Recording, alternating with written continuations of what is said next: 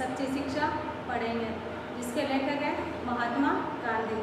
महात्मा गांधी ने बच्चों जेल में जब वो चले गए थे तो वहाँ पर बैठे बैठे अपने बेटे मणिलाल को ये पत्र लिखा है, जिसमें उन्होंने सच्ची शिक्षा के बारे में बताया है कि सच्ची शिक्षा क्या होती है। किताबी ज्ञान में सच्ची शिक्षा नहीं होती, बल्कि अपने परिवार वालों की सेवा करना या उनकी देख रेख करना ये भी सही या सच्ची शिक्षा है।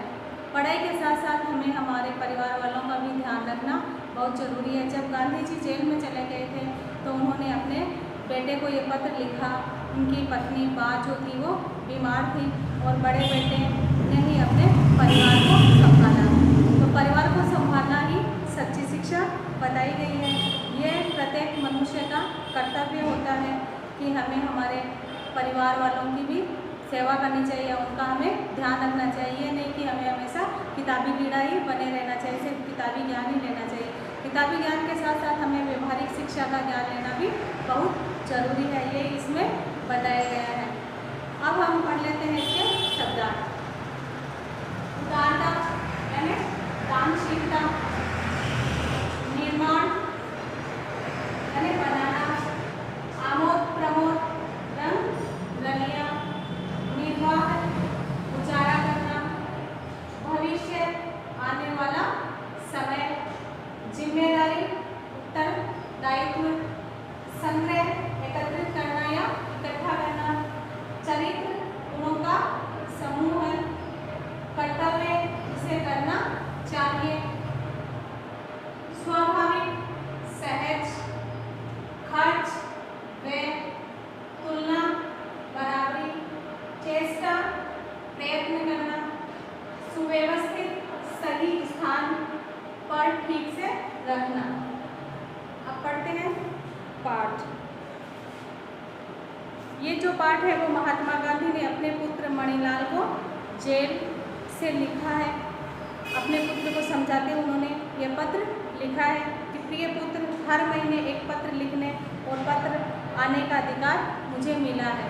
अब जेल में जो व्यक्ति चला जाता है तो उसको ये नहीं कि जब चाहे वो अपनी इच्छा से पत्र लिखे भेज दे या उसके पास आ जाए। महीने में उनको अनुमति दी जाती है कि महीने में एक पत्र आपको यहाँ से लिखकर भेजना और एक पत्र ये आपको प्राप्त होगा।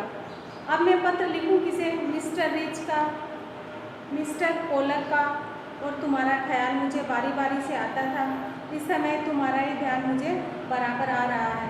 ये नहीं कि हर एक को हम वहाँ बैठे बैठे पत्र लिख दें। एक पत्र की अनुमति वहाँ मिलती है तो मुझे 2-3 जनों की याद आई या मुझे विचार आया कि मैं पत्र लिखूं। उन सब में मुझे आपका नाम ही ज़्यादा उचित लगा, क्योंकि घर की जिम्मेदारी अपने बेटे पर पड़ी हुई थी। वो जेल चले गए थे, उनको समझाना जरूरी था, इसलिए महात्मा गांधी ने अपने पुत्र को वो पत्र लिखा। मेरे बारे में तुम जरा भी चिंता मत करना, विशेष कुछ कहने का अधिकार मुझे नहीं है। मैं पूर्ण रूप से शांति में हूँ। आशा है कि बात अच्छी हो गई होगी। मुझे मालूम है कि तुम्हारे कुछ पत्र यहाँ आए, लेकिन वे मुझे नहीं दिए गए। फिर भी डिप्टी गवर्नर की उदारता से मुझे मालूम हुआ कि बा का स्वास्थ्य सुधर रहा है। क्या वे फिर से चलने फिरने लगी? बा और तुम लोग सवेरे दूध के साथ साबूदाना बराबर ले रहे होंगे। अब बा गांधी जी की पत्नी थी, जिनकी तबीयत नरम थी या खराब थी, वो बीमार चल रही थी। अब कुछ तुम्हारे बारे में कहना चाहूँगा। तुम कैसे हो? तुम पर जो जिम्मेदारी मैंने डाली तुम उसके पूरी तरह योग्य हो और तुम उसे खुशी खुशी निभा रहे होंगे, मुझे ऐसी आशा है। अब गांधी जी मन में सोच रहे हैं कि मैंने जो कर्तव्य तुम्हें दिए थे, अपने घर को संभालने का जो जिम्मेदारी दी थी, वो तुम अच्छे से निभा रहे होंगे, वो ऐसा सोच रहे हैं। मैं ये जानता हूँ कि तुम्हें अपनी शिक्षा के प्रति असंतोष है। जेल में मैंने यहाँ खूब पढ़ा, इससे मैं ये समझता हूँ कि केवल अक्षर ज्ञान ही शिक्षा नहीं, सच्ची शिक्षा तो चरित्र निर्माण और कर्तव्य का बोध है। जिसके पिता जेल में चले जाएं, उस बड़े बच्चे को पढ़ने के लिए समय कम मिलता है, ऐसा वो सोच रहे गांधी जी।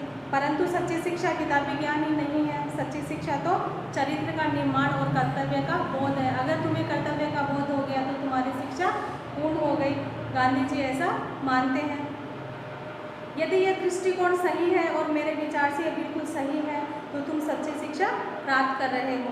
किताबी ज्ञान लेना ही जरूरी नहीं है, बल्कि ये ज्ञान भी, व्यवहारिक ज्ञान भी बहुत ज़रूरी है। अगर ये पूरा हो रहा है तो मैं सोच रहा हूँ कि तुम्हारी शिक्षा जारी है, तुम्हारी शिक्षा रुकी नहीं है।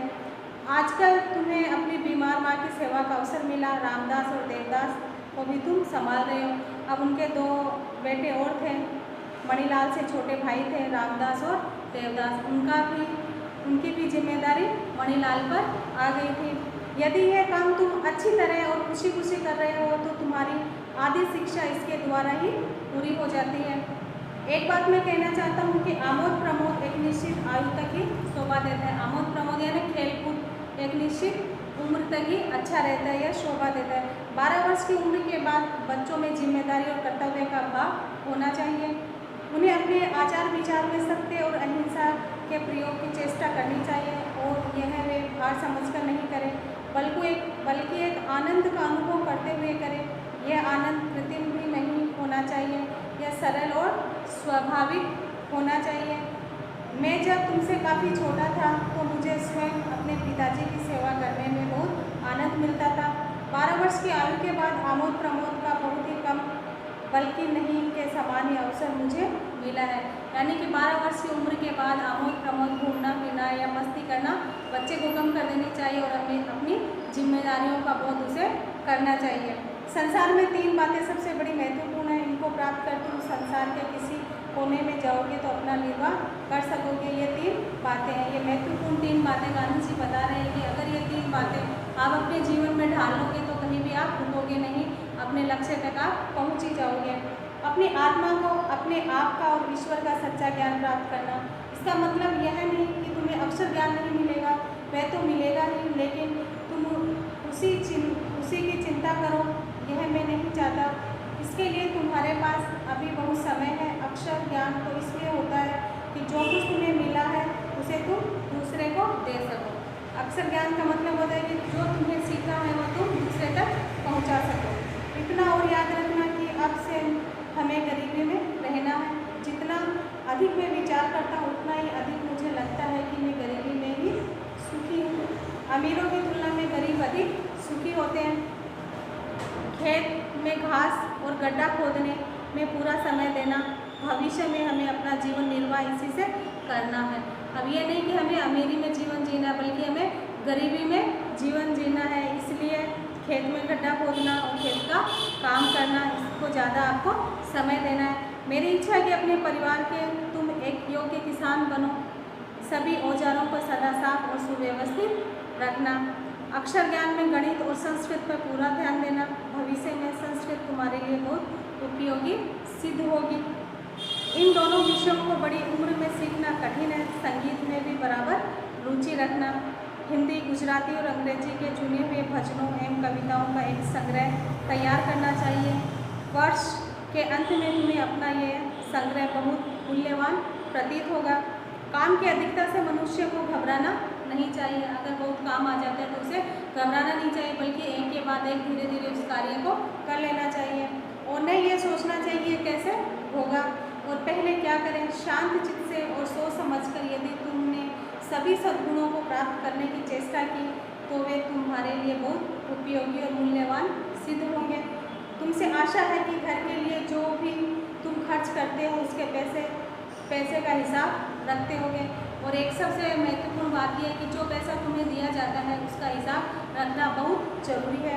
मुझे यह भी आशा है कि तुम रोज़ शाम को नियम पूर्वक प्रार्थना करते होंगे और रविवार को भी श्री वेस्ट के यहाँ भी प्रार्थना में जाते होंगे। सूर्योदय से पहले उठकर प्रार्थना करना बहुत ही अच्छा है। प्रयत्नपूर्वक एक निश्चित समय पर ही प्रार्थना करनी चाहिए। यह नियमितता तुम्हारे अपने जीवन में आगे चलकर बड़ी सहायक सिद्ध होगी। कोई भी कार्य करते हैं तो हमें उसे व्यवस्थित ढंग से तरीके से हम करेंगे तो उसका लाभ हमें ज़्यादा से ज़्यादा मिलेगा और हमें आत्मिक शांति भी होगी। तो इसलिए हमें कोई भी कार्य करने से पहले एक समय सारणी बना लेनी चाहिए, उसके अनुसार हमें कार्य करनी चाहिए। बच्चों, अगर आप पढ़ाई भी करते हो तो अव्यवस्थित तरीके से आपको नहीं करनी चाहिए। एक समय सारणी बना लो कि इस समय हमें ये पढ़ना है, उसी अनुसार आप पढ़ाई करोगे तो कम समय में भी अच्छा लाभ प्राप्त कर लोगे। अब करते हैं सोचिए बताइए प्रश्न। महात्मा गांधी ने पत्र किसे लिखा और क्यों?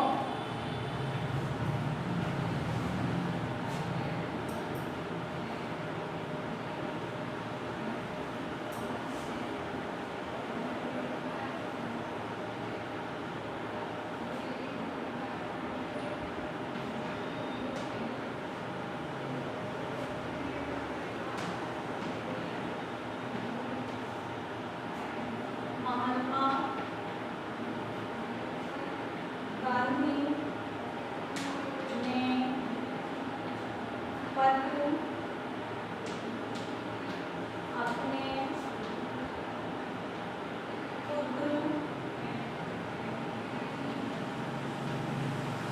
मणिलाल को लिखा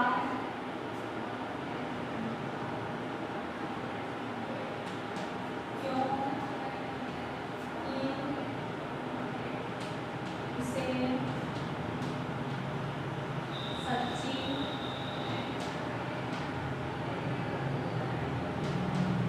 शिक्षा देना चाहते हैं।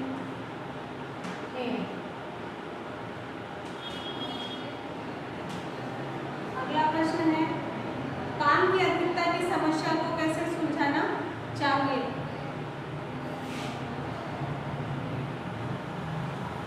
काम की अधिकता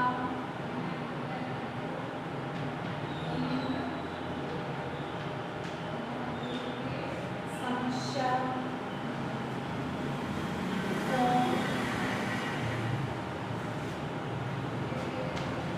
सोच समझकर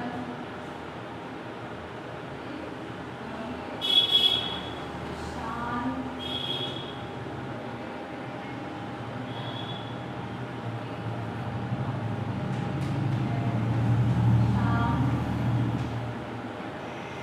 चित्त से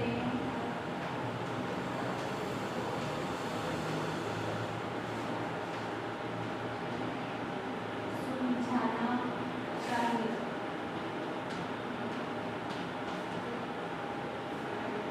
अगला प्रश्न है, मणिलाल को अपनी शिक्षा के प्रति असंतोष क्यों था? उनके पिता ने सच्ची शिक्षा किसे कहा है?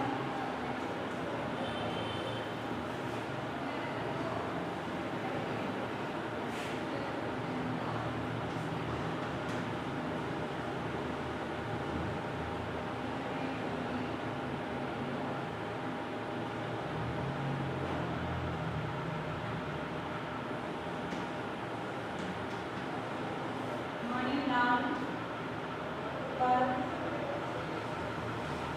घर की जिम्मेदारी आ गई कि उसके पिताजी ने सच्ची शिक्षा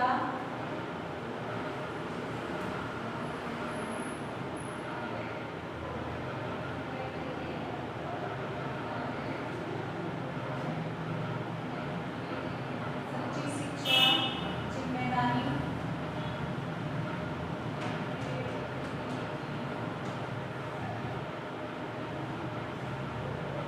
का भाव व चरित्र निर्माण व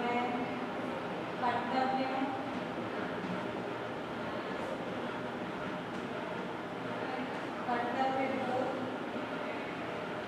को कहा है।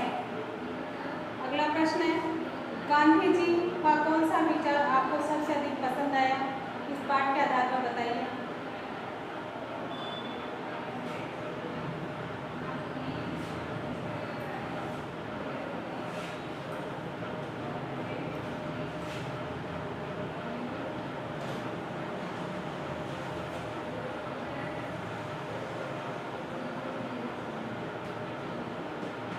बच्चों को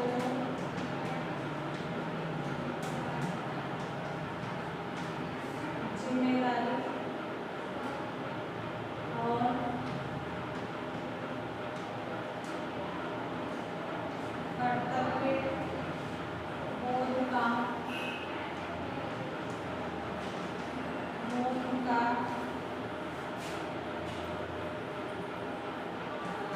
ज्ञान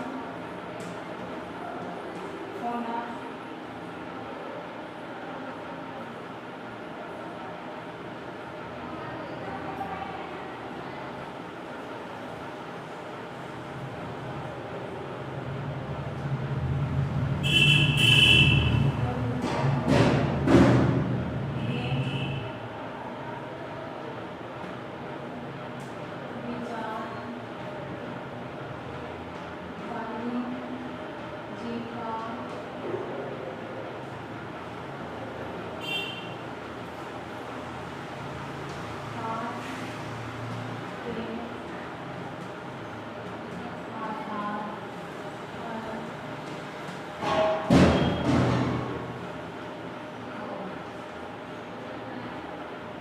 बाकी प्रश्न उत्तर अगले वीडियो में करेंगे।